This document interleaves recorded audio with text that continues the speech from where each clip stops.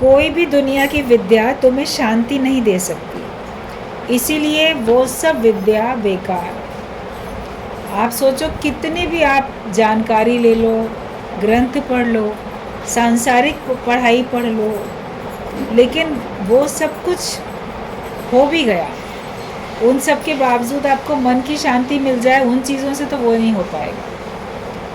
आप हर सब्जेक्ट में एमए कर लो, पीएचडी कर लो, साइंटिस्ट बन जाओ, किसी भी फील्ड में आप कितने भी पढ़ाई कर लो, मगर मन में अगर शांति नहीं है तो वो सब व्यर्थ है। जिस कोई भी विद्या आप हासिल करोगे, आपको मन की शांति नहीं मिलेगी।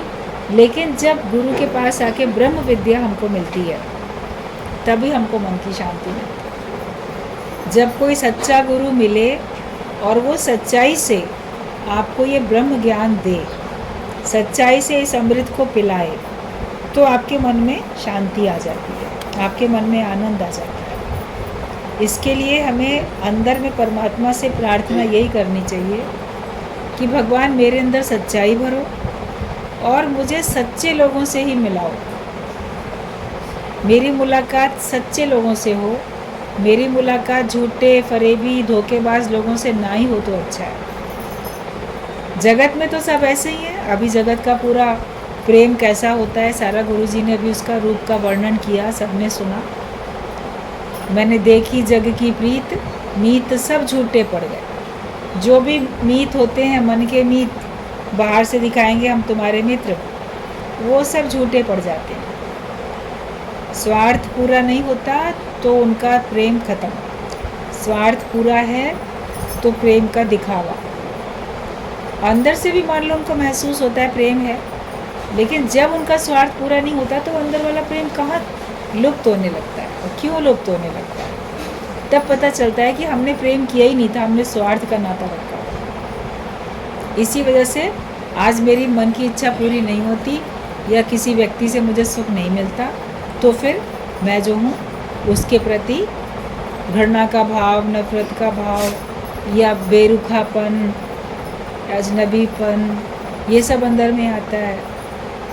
खुशी नहीं महसूस करते। तब पता चलता है कि नहीं, हम जिसको प्रेम कहते थे वो प्रेम नहीं था, लेकिन वास्तव में वो हमारा अपना ही कुछ स्वार्थ था। क्यों हमने जगत वालों से उम्मीद की ये मुझे सुख देगा? कोई व्यक्ति, कोई परिस्थिति, कोई पदार्थ सुख नहीं देता।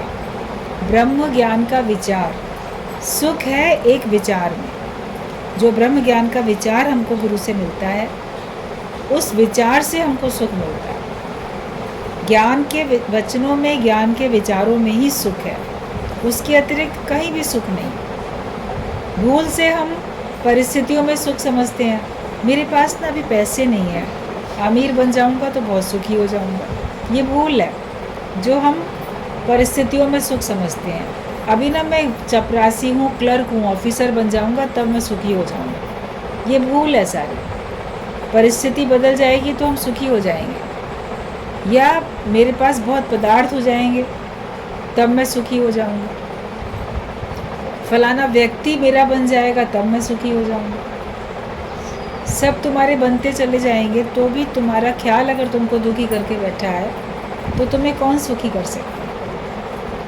अपने विचारों को, ख्यालों को देखने वाले, जांचने वाले, उन पे पहरा रखने वाले बनो। तुम्हारा ख्याल तुम्हारे वश में होना चाहिए। तुम ख्यालों के वश में नहीं हो जाओ, लेकिन तुम्हारे ख्याल तुम्हारे वश में होने चाहिए। ऐसे विचार क्यों अपने अंदर में आने देते हो जो कि तुमको अंदर में खलबली मचा देते हैं, आके उदास, दुखी, मायूस कर देते हैं, क्रोध में ले आते हैं, विक्षेपता में लाते हैं। नो एंट्री का बोर्ड लगा दो अपने दिल दिमाग पे कि इन विचारों को मेरे अंदर आने की मेरी तरफ से कोई परमिशन नहीं है। इतने स्ट्रांग बनो। आप अपने घर में अंदर से गेट बंद करके रखते हो, तो जिसको आप चाहते हो उसके लिए गेट खोलते हो, जिसको नहीं चाहते आप बंद गेट में से ही ऐसी बात कर लेते हो। वो सड़क पे खड़ा है बाहर, आप अंदर हो, बाहर कर लेते हो और किसी से बात भी नहीं करते। उसको तो देखते ही डपट देते, डांट देते। कोई भिखारी आके मान लो गेट पे खड़ा हो जाए, शोर मचाए, मांगने के लिए, या आपके घर की कॉल बेल बजाए, तो आप क्या करोगे? उससे क्या बातें करना शुरू कर दोगे? या अजनबी कोई ऐसी व्यर्थ में आपसे एड्रेस पूछने, कुछ करने के लिए, आपका टाइम वेस्ट करने के लिए आपसे बातें करे, तो किसी से बात करने की आवश्यकता ही नहीं। दूर से ही देख लो और बोल दो कि हमें ये पता नहीं मालूम कहाँ है, ये इस नंबर का घर कहाँ है हमें नहीं मालूम। और कुछ जानकारी भी अगर उसकी लेनी है आपको तो दूर से ही ले सकते हो, बहुत किसी के नज़दीक जाके भी बात करने की आवश्यकता नहीं है। कब कौन किस वेश में आके आपको ठग ले, हिप्नोटाइज कर ले, कुछ पता ही नहीं चलने वाला है। दुनिया में तो ठग लुटेरे सब है ना मौजूद, अपना स्वार्थ पूरा करने के लिए दूसरे का भारी से भारी नुकसान करने में भी वो पीछे नहीं हटते हैं। तो हम सोचते हैं कि हमने तो क्या हुआ, बात कर ली तो क्या हुआ, लेकिन जिसको हम नहीं जानते या जिसको जानते हैं भिखारी है या ठग है, तो उसको डांट के ही तो भगाओगे। तो तुम्हारे ख्याल जो हैं, जो बार बार आके तुमको तंग करते हैं, तुमने एक बार से नसीहत क्यों नहीं ली? कोई भिखारी रोज़ रोज़ आता है, आपको पता चल जाता है ये वाला भिखारी है, तो उसको एकदम डांट देते हो। 2-4 बार शुरू में मान लो उसको दे भी दिया आपने, तो उसकी आदत पड़ गई, वो आने लगा। तो मन के ख्याल भी आते हैं दुखी करने के लिए। पहले आपने उनको वेलकम किया, उनको सुना, वो उन्होंने जो कहा आपके मन के ख्यालों ने, उस पे आप चले भी। लेकिन अब तो पहचान जाओ, अब तो समझ जाओ कि अगर ये विचार आता है तो मुझे उसको दूर से ही डांट के भगा देना कि हटो, ये ख्याल जाए भगवान के पास, ये ख्याल जाए गुरु के पास, मेरे पास आने की ज़रूरत नहीं है। कोई विचार तुम्हारे अंदर अगर एंटर करना चाहता है, उसको दूर से ही बोल दो, जाओ जाओ गुरु के पास जाओ, जाओ जाओ भगवान के पास जाओ, मेरे पास तुम्हें आने की परमिशन नहीं है, इजाज़त बिल्कुल नहीं है। अपने मन को मोड़ना सीखो। जो विचार हम चाहते हैं आए, वो आते नहीं हैं, और जो नहीं चाहते हैं वो ज़बरदस्ती आ जाते हैं, क्योंकि आदत पड़ गई है। तो जो आप चाहते हो आपके विचार आए, उनको आप ज़बरदस्ती लाओ ना, बुलाओ। कहा जाता है कर सकल द्वार बंद, समाधि लगा के देख, अंतःकरण में ज्ञान की ज्योति जला के देख। हर तरफ से मन को हटा के एक भगवान में लगाओ। बहुत तेज़ है मन, गति बड़ी तेज़ है, एक पल में कहाँ से कहाँ चला जाता है। तो फिर खींचो उसको वापस अपने स्वरूप में। और अभ्यास भी करना ही क्या है, और तो कुछ गुरु ने माला नहीं दी फेरने के लिए, कुछ और काम नहीं दिया करने के लिए, यही काम दिया कि अपने मन को परमात्मा में स्थिर करते जाओ, अपने स्वरूप में स्थित करते चले जाओ। तभी आप देखोगे आपका मन एक जगह पे स्थिर होगा, और तब आप अपने में सुख का अनुभव करोगे। तो दुनिया की कोई भी विद्या तुम्हें शांति नहीं दे सकती, इसलिए वो सब बेकार है। लोग सोचते हैं ये पढ़ लें, वो पढ़ लें, ये बना लें, वो बना लें, ये बन जाए, वो बन जाए, लेकिन ऐसा ज्ञान प्राप्त करो जिससे तुम्हें सुख शांति मिले। और सैंपल को देख के थान का पता चल जाता है। अगर सत्संग में आने से आपको सुख शांति मिल रही है, तो फिर आप समझो कि यहीं से आपको और भी मिलेगी। और मन को एकाग्र करने से तो सुख शांति मिल रही है, मन को भटकाने से थोड़ी सुख शांति मिलती है। जगत को मिथ्या समझने से सुख शांति मिलती है, भगवान को ही सर्वस्व समझने से सुख शांति मिलती है। तो जिन ख्यालों को रखने से हमको मन में सुख शांति आती है, वही ख्याल हम अपने को देते चले जाएं। तो एक ब्रह्म विद्या ही है जो तुम्हें शांति देती है, और ये शांति मन की करोड़ों रुपए देके भी कहीं और से नहीं मिल सकती। और जो हमको सत्संग में आके फ्री में बिना पाई पैसा खर्च किए मिल जा रही है, केवल वचनों को मानने से।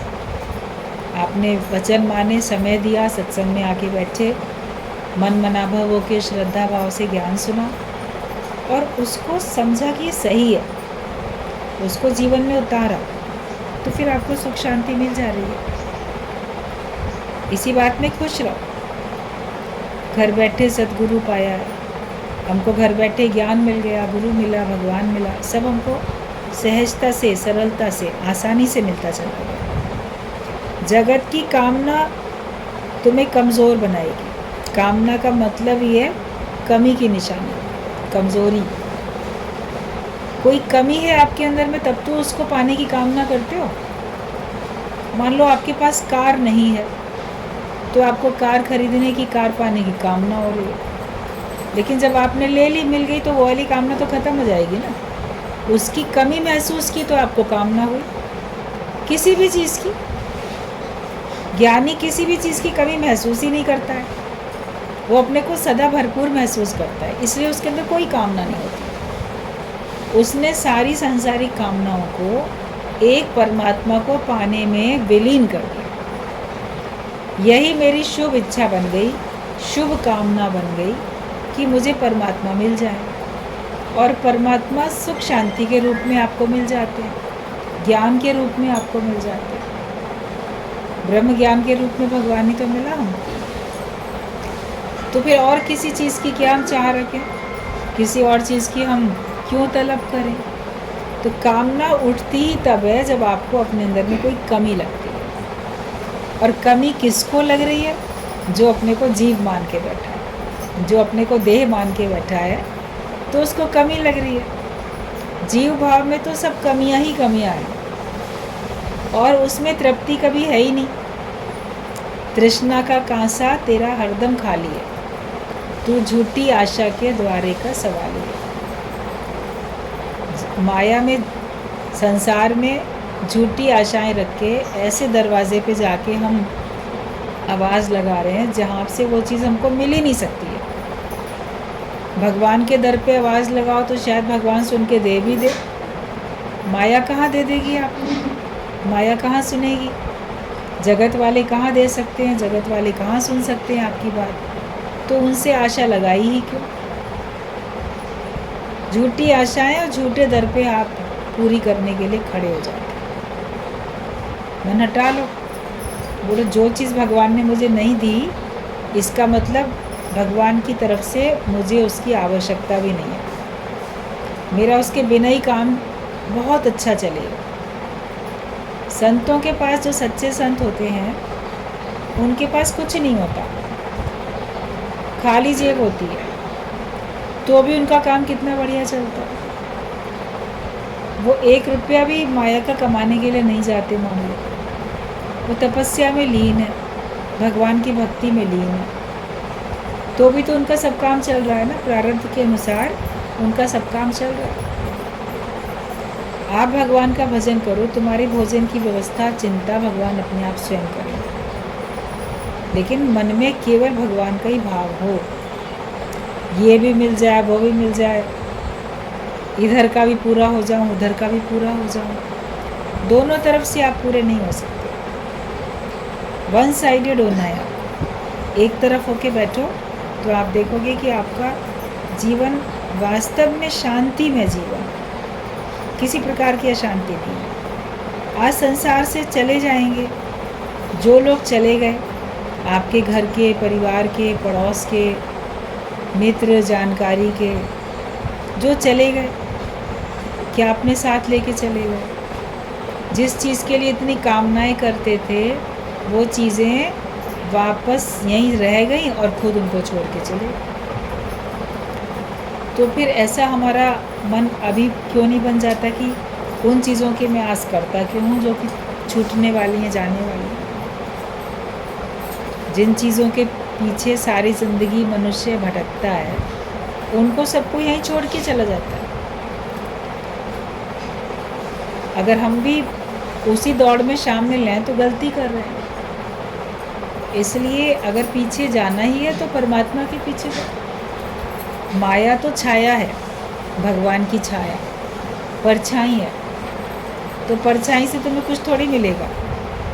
एक पेड़ है, एक पेड़ की परछाई है, दिखती है परछाई हूबहू, पेड़ बिल्कुल साक्षात दिख रहा है, हरे हरे पत्ते भी दिखाई देते हैं, डालियाँ भी दिखाई देती हैं, फूल फल सब दिखाई देते हैं, मगर उनसे आपको जो परछाई में दिख रहा है उससे प्राप्त थोड़ी कुछ हो जाएगा।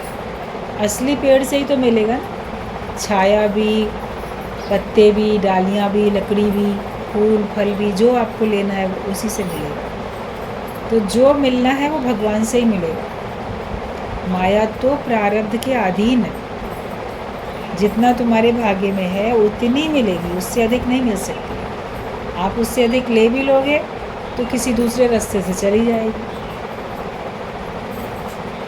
कई बार ये बात चलती थी सत्संग में, सवेरे आपने 100 का नोट निकाला, अपने पर्स में रखा और घर से निकले कि सत्संग जाएंगे, उसके बाद वहाँ जाएंगे, मार्केट जाएंगे। मान लो 100 का नोट आपने निकाला, शाम तक वो नोट कितने लोगों के हाथ में गया होगा आपको पता ही नहीं। आपने उसको खुला के कोई सामान खरीद लिया, फिर जो पैसे थे किसी और चीज़ में खर्च किए, तो शाम तक वो कितना सारे खर्च हो गए आपके। और वो नोट जो था कहाँ से कहाँ चला गया, उसमें पता नहीं किस किस का हिस्सा था, किस किस की प्रारब्ध जुड़ी हुई थी।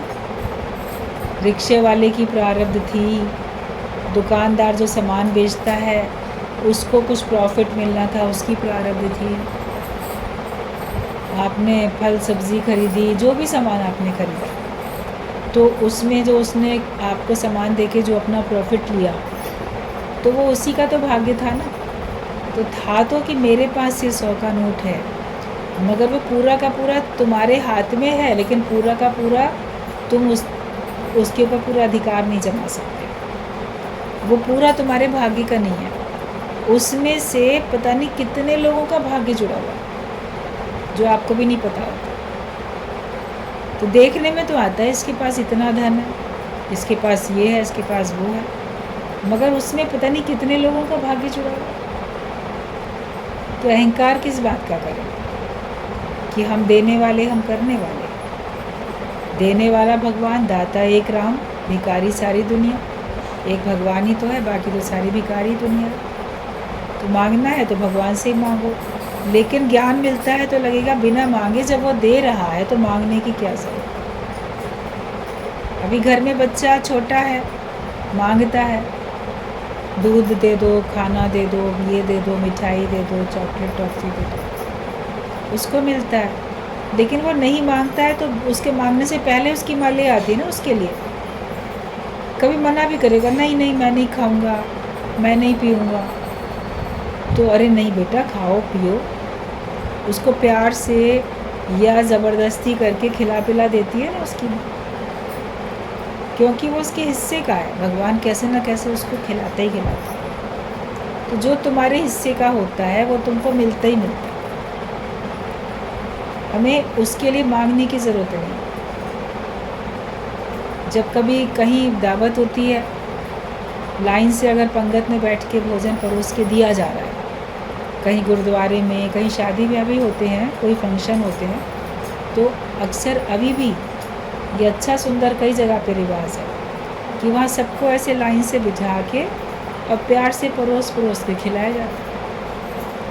तो आप देखो, वो लाइन से आके लगातार बिना मांगे आपको पूछते रहते हैं, ये दे दें, वो दे दें, ये चाहिए, वो चाहिए,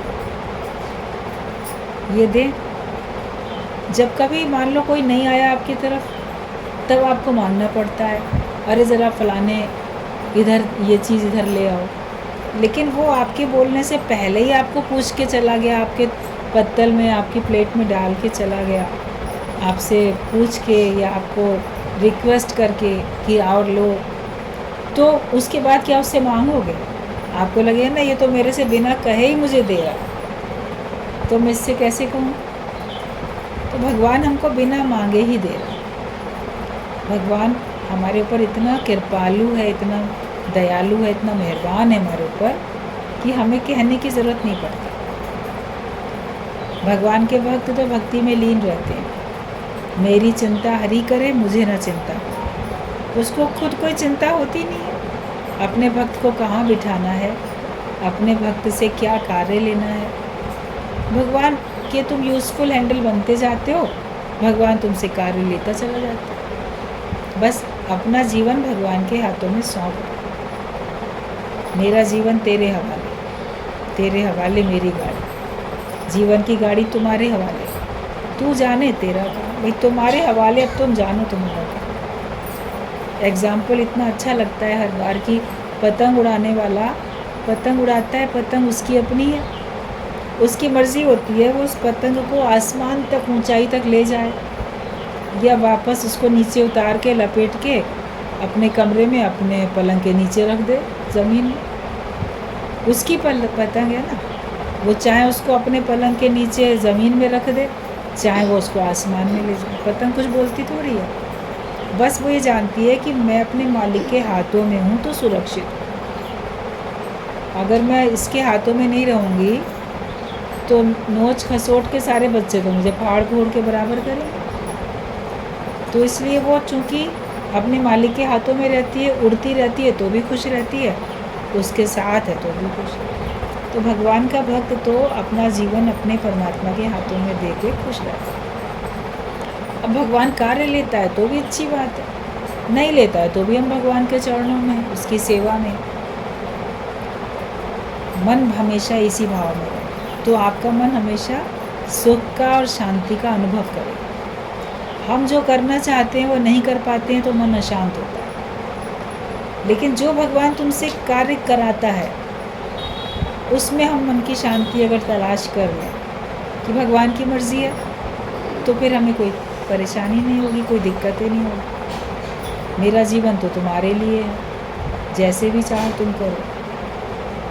तो कामना जिसके अंदर होगी किसी भी प्रकार की, तो उसके अंदर कमज़ोरी आएगी, शक्ति नहीं रहेगी, बहादुरी नहीं रहेगी। कामनाओं से कमी है, कमी के कारण कामना है और कामनाओं के कारण कमज़ोरी होती है।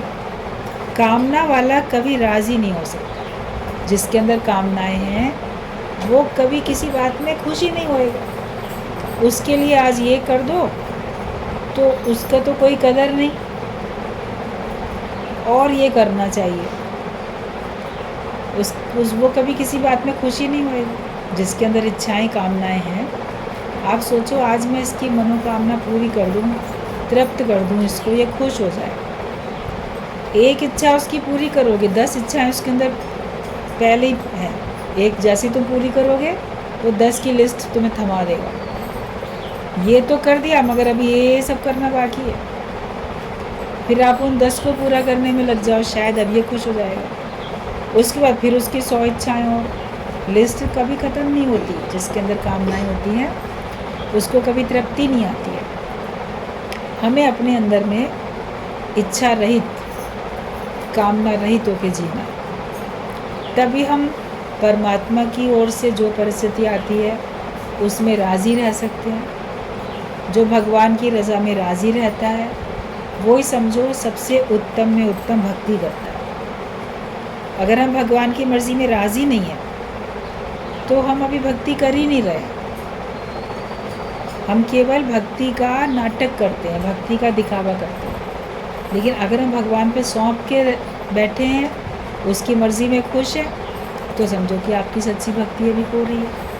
तो जो कामना कर वाला व्यक्ति होगा उसको तुम कभी भी राज़ी नहीं कर सकते। गुरुजी बोलते थे ऐसे व्यक्ति को अपने शरीर से खून का कटोरा भी निकाल के दे दो तो भी वो तुमसे खुश नहीं होएगा।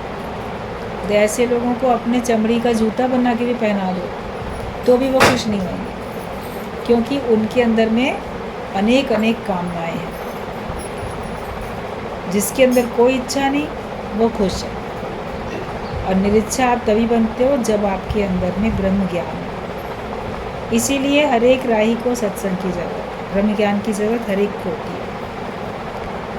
यहाँ तुम्हें आज का गुरु, आज का आईना और आज के शिष्य देखने को मिलेंगे। यहाँ एक नया शास्त्र, सत्संग में आओगे तो तुम्हें आज का गुरु मिलेगा, आज का आईना दिखेगा जिसमें तुम आज अपनी शक्ल देख पाओगे, और आज का गुरु दिखेगा, आज के गुरु का आज का आदर्श दिखेगा, आज के शिष्य दिखेंगे। चेंज होता रहता है ना। पहले ज़माने के टीचर और स्टूडेंट, गुरु और शिष्य, आप पुराने शास्त्र पढ़ो, कितनी गुरु भक्ति, कितनी गुरु आज्ञा, कितनी गुरु सेवा और कितनी गुरु की परीक्षा, वो सब होती थी शिष्यों के लिए। तो वो उस हिसाब से रिएक्ट करते थे, वैसे वैसे चल के अपना जीवन बनाते थे। आज के समय में किसी और प्रकार का आदर्श है, पहले किसी और प्रकार का था। आज के समय के शिष्य फ़र्क है, उनके विचार फ़र्क है, परिवर्तन होता है परिवार में भी।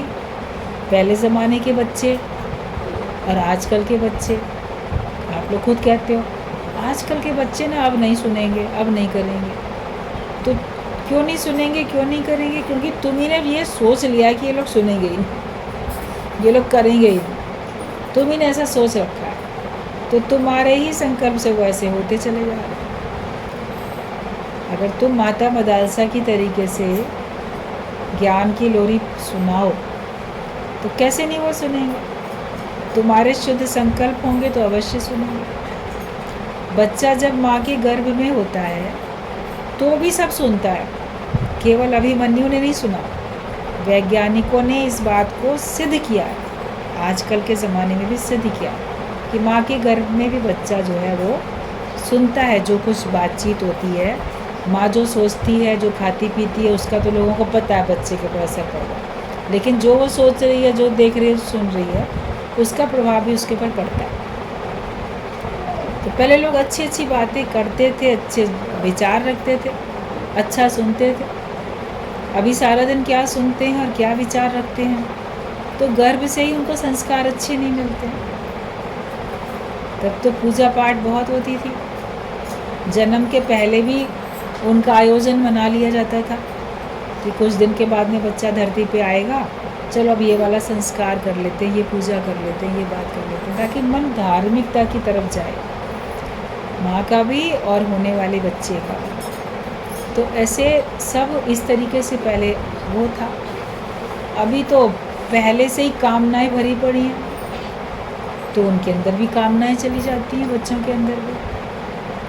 आप फिर जिस भाव से लालन पालन करते हो वैसे भाव दूसरे के अंदर जाते हैं। वाइब्रेशंस भी तो होते हैं, जैसा तुम सोचते हो वैसे ही सब सोचते हैं। जैसा बच्चा घर में देखता है वैसे ही सीख जाता है। बड़े होने के बाद आप किसी को चेंज नहीं कर पाओगे, लेकिन जैसे कोई मिट्टी है, अभी कुम्हार की मिट्टी है, उसको जैसा शेप देना चाहे वैसा दे सकता है। फिर बाद में जब उसको भट्टी में पका दिया जाएगा फिर उसका शेप चेंज नहीं हो पाएगा। तो छोटे बच्चे तो ऐसे कच्ची मिट्टी के तरीके से मन होता है ना उनका, आप जैसा चाहो वैसे में ढाल सकते हो, बाद में वो नहीं ढलते हैं। तो आप शुरू से अच्छी भावना रखो। लेकिन गुरु के पास तो आप बहुत बड़ी उम्र में आते हो, पक्के घड़े बन के आते हो, तो कैसे गुरु ने आपको चेंज कर दिया? बदल गए कि नहीं बदल गए? आप बोलो बचपन में बदल सकते हैं, बड़े होने पे नहीं बदल सकते। गुरु का दृढ़ संकल्प और उसके पास ये ब्रह्म ज्ञान, उसके अच्छे वाइब्रेशंस हैं। कैसा भी कोई आए, किसी भी उम्र में आए, बिल्कुल बहुत ओल्ड एज में भी आए, स्वभाव संस्कार बहुत पक्के हो चुके हैं, लेकिन फिर भी सच्चे गुरु के पास जो एक सच का ज्ञान है, ब्रह्म ज्ञान, उसका प्रभाव कितना पड़ जाता है। तो निराश तो कभी मत हो जाओ कि हमारे बच्चे सुधर ही नहीं सकते हैं, तो आजकल के बच्चे तो सुनेंगे ही नहीं, ऐसे नहीं वैसे नहीं। आप निराश क्यों हो जाते हो? आप अच्छे भाव रखो, उनको सिखाओ, उनको अच्छी बातें सुनाओ, अच्छी बातें सिखाओ। सारा दिन घर में टीवी चलता रहता है, उसमें सब षड्यंत्र वाले सीरियल माताएं बैठ के देखती रहती हैं, जिसमें एक दूसरे का नुकसान पहुंचा रही हैं, महिलाएं भी और भी। तो वही वाइब्रेशंस पूरे माहौल में घर में गूंजते हैं। अभी घर में कोई पूजा पाठ हो, कोई आरती भजन कीर्तन हो, तो वो घूमेगा वाइब्रेशंस वैसे, बाहर भी और जो सुनता है उसके मन में भी। तो अपने घर के माहौल को भी तो देखो ना, तुमने कौन सा माहौल अपने घर में दिया है? तुम खुद के आदर्श दिखाते हो। पहले हम आप सुधरें, फिर औरों का सुधार करें। तो आजकल के ज़माने में सब चेंज है। फिर अभी ये सत्संग भी मॉडर्न सत्संग, पुराने ज़माने का तरीके से नहीं सुनाया जाता, अभी आजकल के हिसाब से बताया जाता है, तो आजकल के बच्चे उसको समझ पाते हैं। सब लेक्चर देने का तरीका, समझाने का तरीका चेंज करता हुआ दिख रहा है ना सब तरफ, आप सब चेंज करते हुए दिख रहे हैं, मगर बात तो अच्छी बता रहे हैं किसी को किसी की बात कैसे समझ में आती है, किसी को दूसरे की बात कैसे समझ में आती है। अपने अंदर के भाव अच्छे होने चाहिए। आप कुछ नहीं कर सकते तो अपने वाइब्रेशंस तो अच्छे ला सकते हो, हर एक के लिए भावना तो अच्छी रख सकते हो। किसी पेशेंट की अगर मान लो आप सेवा करते हो, घर में कोई बीमार है, तो आप उसकी जो सेवा कर रहे हो कौन सा भाव डाल के करते हो, उसमें भगवान का भाव रखो। उसमें भी मान लो किसी के सर में दर्द है, आप उसका सर दबा रहे हो, तो अंदर ही अंदर कोई भजन, कोई भगवान का मंत्र, कुछ उसको जपते हुए तो कर सकते हो। मुंह से कुछ नहीं बोल रहे हो, भाई वो सुनना नहीं चाहता, ज्ञान भजन नहीं सुनना चाहता, बीमार है, लेकिन आप जो भी कुछ उसकी सेवा कर रहे हो, उसको पानी दिया, दवाई दी, चाय दी, उसको जो भी दिया खाना पीना, वो सब में आप अपना भक्ति भाव तो अंदर डाल के दो, अपने अच्छे संकल्प, अच्छे वाइब्रेशंस तो उसको दो, तो उसका प्रभाव उसके ऊपर पड़ेगा। जिस विचार से परोस के देते हैं वो प्रभाव पड़ता है, जिस विचार से खाना बनाया जाता है उसका प्रभाव पड़ता है। सब में शुद्धता होनी चाहिए। इसलिए आजकल का समय कैसा है, जैसा भी है, संत ना होते जगत में तो जल मरता संसार। उसके बावजूद भी तो ज्ञान चल रहा है ना। इसी आजकल के युग में ही अनेक लोग ज्ञान सुन रहे हैं, अनेक लोग ज्ञान के हिसाब से जीवन चला रहे हैं, अपना बिता रहे हैं, संकल्प ले रहे हैं। उनकी संख्या चाहे कम है, मगर वो लोग हैं तो एक एक भी ऐसा बने जो कि इतना मजबूत हो।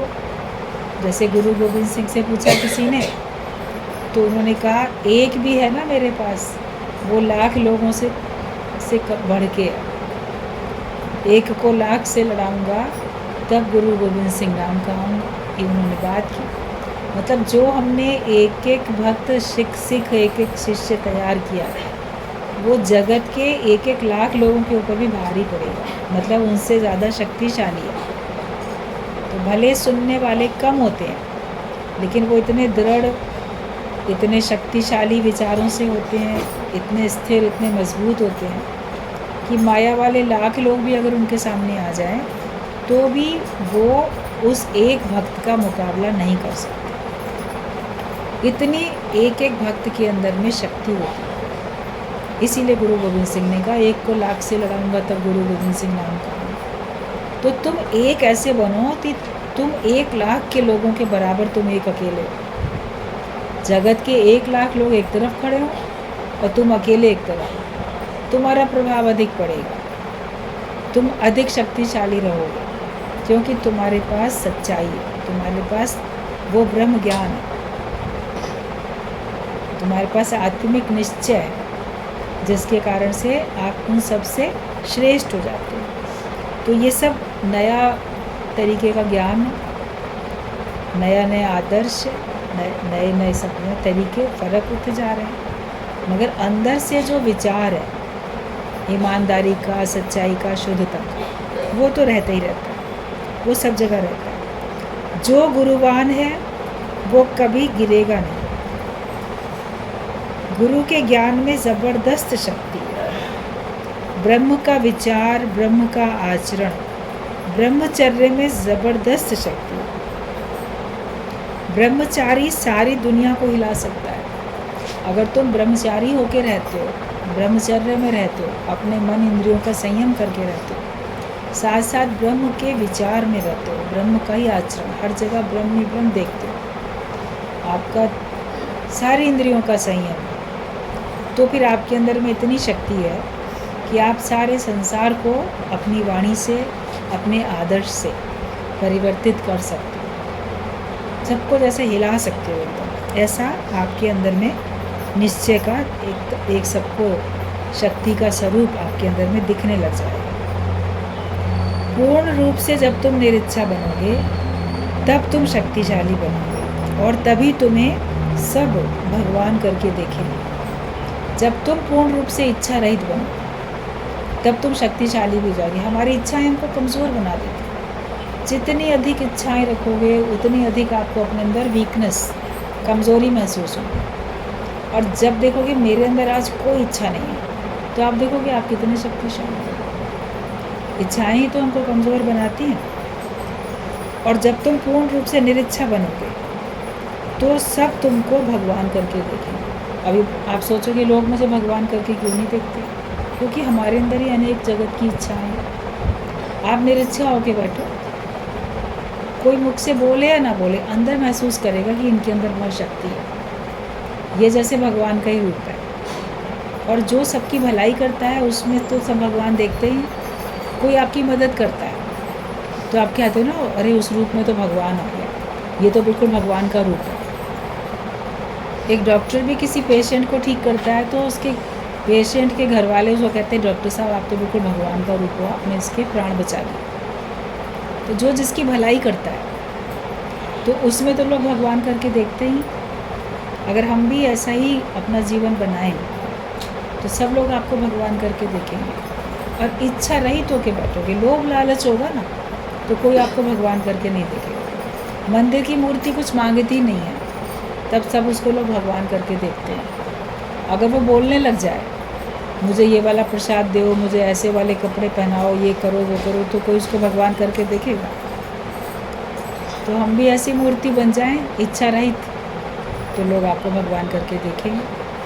लेकिन हम मांगते रहते हैं, ये दो वो दो, ये चाहिए वो चाहिए, तो भगवान होते हुए भी हम अपने पद से नीचे गिर जाते हैं। कि जब पूर्ण रूप से निरिच्छा बनोगे तब सब तुम्हें भगवान करके देखेंगे। तुम स्वयं को साफ करते जाओ, सिर्फ दिल को साफ करो तो ज्ञान तो अपने आप तुम्हारे अंदर आ जाएगा। मन अपने की करो सफाई, फिर देवेगा प्रीतम दिखाई। बस अपने मन को साफ करते जाओ। जब तुम्हारा मन साफ होगा तो तुम देखोगे भगवान तो अपने आप हमारे अंदर आ चुका है।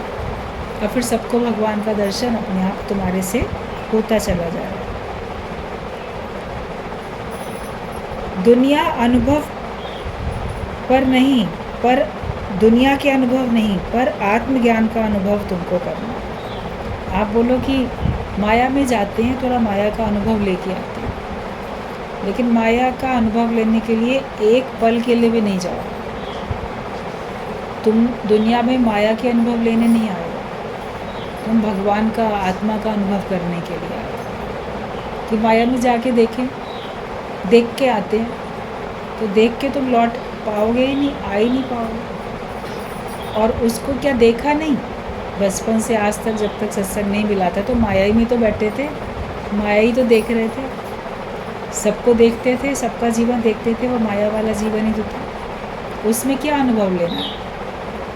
अनुभव ले तो एक आत्मा का लो, हमको आत्मानंद आए, ज्ञान का अनुभव हमको मिले। तो जगत के अनुभव लेने के लिए मत बैठो, लेकिन ज्ञान का अनुभव तुमको करना है। अगर भगवान नहीं मिला तो समझो तुम्हें कुछ नहीं मिला। आखिर मिला ना जेरम, और सब मिला तो क्या हुआ। और दुनिया में दिल का मतलब पूरा हुआ तो क्या हुआ। अगर मान लो तुम्हारी सारी इच्छाएं पूरी हो भी गई तो भी क्या हुआ, वो तो सब यहीं की यहीं रह गई। ये दुनिया अगर मिल भी जाए तो क्या है। तो अनुभव माया का नहीं, लेकिन ज्ञान का अनुभव लेना है। ज्ञानी घर में रहता है त्याग भावना से, और अज्ञानी रहता है घर में आसक्त भावना से। रहते हुए दोनों दिखाई देते हैं। कई बार ज्ञानी भी घरों में रहते हुए दिखाई देते हैं। हर ज्ञानी आश्रम बना के आश्रम में थोड़ी रहता है, लेकिन घर में भी रहते हैं, वो ज्ञानवान होते हैं। गुरु ने तो एक एक के घर को ही आश्रम बना दिया, आपको अलग से आश्रम बनाने के कहीं जाने की ज़रूरत नहीं है। लेकिन ज्ञानी कौन होता है? जो अपने घर में आत्मभाव में रहता है, निरासक्त भावना में रहता है, त्याग भावना में रहता भी उसमें, लेकिन उससे उपराम हो गया। जैसे जब आप कभी कुकिंग करो, आपको हलवा बनाना होता है, तो पूरा जब वो बन जाता है तो पड़ा भी कढ़ाई में है, लेकिन अब कढ़ाई में वो चिपक नहीं रहा, इतना अच्छा भुन गया, पूरा कंप्लीट तैयार हो चुका है। तो वो आप देखो पूरा आप उसमें से पलट भी लोगे और कढ़ाई में एक कण भी नहीं चिपकेगा। घी से वो कढ़ाई थोड़ी चिकनी नज़र आएगी, लेकिन हलवा उसमें चिपका ही नहीं। तो पलट लिया तो भी नहीं चिपक रहा है, और उसमें पड़ा है तो भी उसमें चिपक थोड़ी जाता है। तो घर में पड़ा है ज्ञानी, घर में ही है, तो भी उसमें त्याग भावना से लिपायमान होकर नहीं रहता, और अज्ञानी व्यक्ति तो लिपायमान होकर रहते हैं, आसक्त होकर रहते हैं। यही अंतर होता है कि ज्ञानी घर में रहता है त्याग भावना में, और अज्ञानी रहता है आसक्त भावना में। ना कर अब तू मेरा मेरा, टूटेगा अभिमान जो तेरा। अपने को बनाने के लिए ही तुम्हें ये जीवन मिला है, इसलिए केवल एक अपना कल्याण, एक अपना उद्धार करो। ना कर अब तू मेरा मेरा, ये मेरा ये मेरा ये मेरा, उसको छोड़ दो। बोलो मेरा नहीं है, सब भगवान का है, मेरा कुछ भी नहीं है। एक दिन तो तुम्हारा अभिमान टूट जाएगा। कैसे बोलोगे मेरा? तो जिस घर को कहते हो वो घर भी तुम्हारा नहीं रहता है। तुम्हारे दुनिया से जाने की देर है, सब नेम चेंज कराओ, ये बदलो वो बदलो, तो सब जहाँ जहाँ तुम्हारा नाम था सब वहाँ से नाम तो मिटाया जाता है ना। बैंक के अकाउंट से भी क्लोज़ करेंगे, घर भी तुम्हारे नाम होगा तो उसको भी चेंज करेंगे। तो कब तक है वो तुम्हारा? जब तक तुम रह रहे हो तो तुम्हारा है, कह देते हो, नहीं हो तो तुम्हारा कुछ भी नहीं। तो सारा संसार ज्ञानी का है, क्योंकि ज्ञानी घर संसार में रहता है तो कहता है सारा संसार मेरा, नहीं है तो मेरा कुछ भी नहीं। तो मेरा मेरा कब तक है? जब तक भगवान का हुक्म है तभी तक मेरा मेरा है, जब भगवान का हुक्म नहीं तुम्हारा कुछ भी नहीं है। ज्ञानी त्याग भावना से रहता है, वो ये जानता है कि मेरा कुछ भी नहीं है, जो कुछ है वो भगवान का दिया हुआ, ये तन भी परमात्मा का दिया हुआ, और ये जो भी कुछ जगत है ये सब भगवान का दिया हुआ, उसी की दी हुई सौगात है, गिफ्ट है, प्रसाद है, उसको मैं बड़े आदर मान सम्मान के साथ स्वीकार करूँ। कोई चीज़ आप बाज़ार से खरीद के भगवान को चढ़ा के लाते हो, भोग लगा के, तो कितने आदर मान सम्मान से उसको एज ए प्रसाद ग्रहण करते हो। बनाया पता नहीं किस हलवाई ने, आप खरीद के ले आए, आपने केवल मूर्ति के आगे मन में उसको अर्पण किया, भगवान ही तुमको अर्पण है, अब ये तुम्हारी चीज़ हो गई, फिर तुम वापस ले लेते हो, तो तुम्हारे ही हाथों से सामने रखी गई, तुम्हारे हाथों से ही वापस ली गई, वो प्रसाद बन गया, तो उसमें कितनी आपको भक्ति भावना आ जाती है, कितना आदर मान सम्मान होता है। उसको ऐसे ज़मीन में पैर में नहीं डाल सकते।